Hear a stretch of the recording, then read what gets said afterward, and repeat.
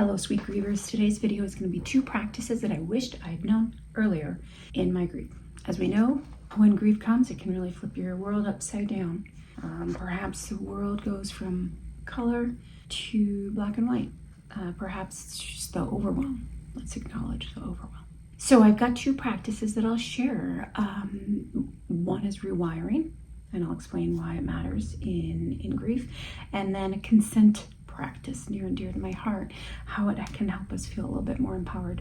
So I'll start with rewiring, and what it means is referring to changing the way our brain processes our thoughts and emotions. It leverages the concept of neuroplasticity, which is the brain's ability to form new neural connections over time. So rewiring is about consciously shifting how you're reacting to your thoughts, your memories, your activators associated with your grief, so that over time you can create healthier thought patterns.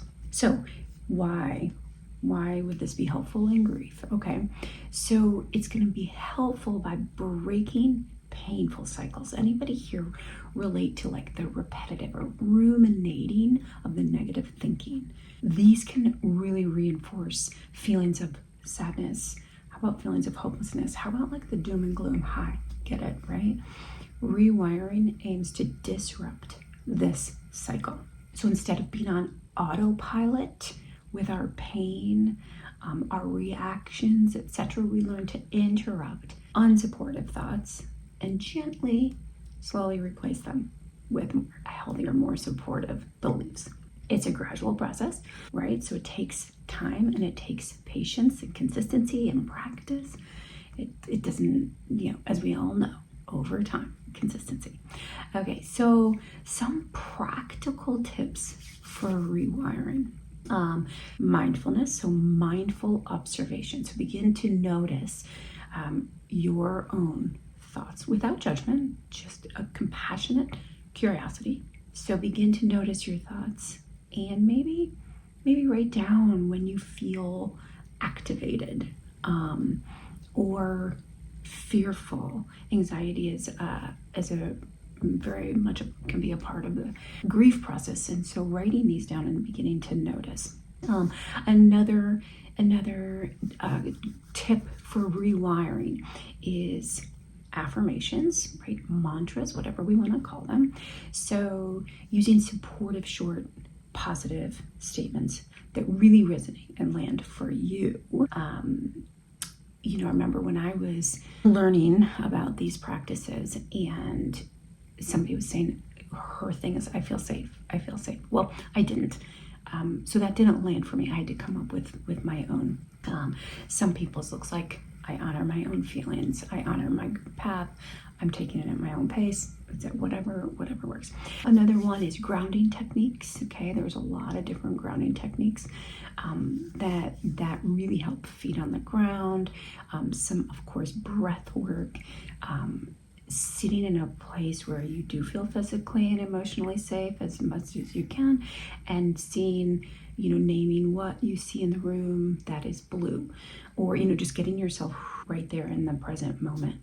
Some of my favorite ways that I still to this day work on rewiring my brain is exercising my body, bilateral stimulation music, breath work, meditation. And others that I've tried are cognitive behavioral therapies, neurofeedback, hypnotherapies. I've tried a lot. So those are just some ideas for you.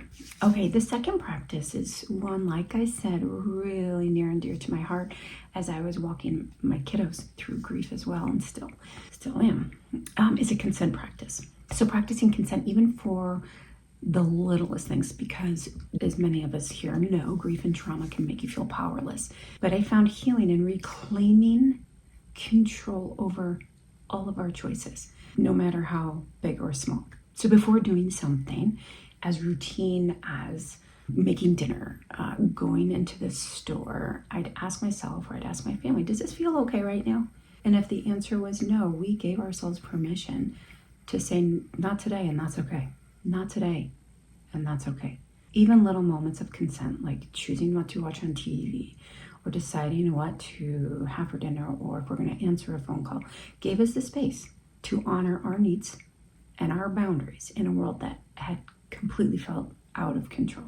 Again, highly recommend this for kiddos as well. So consent practice means recognizing that you decide what emotional, mental, physical boundaries you set in whether in your grieving process or outside. No one can force you to feel or do things that you are not ready for.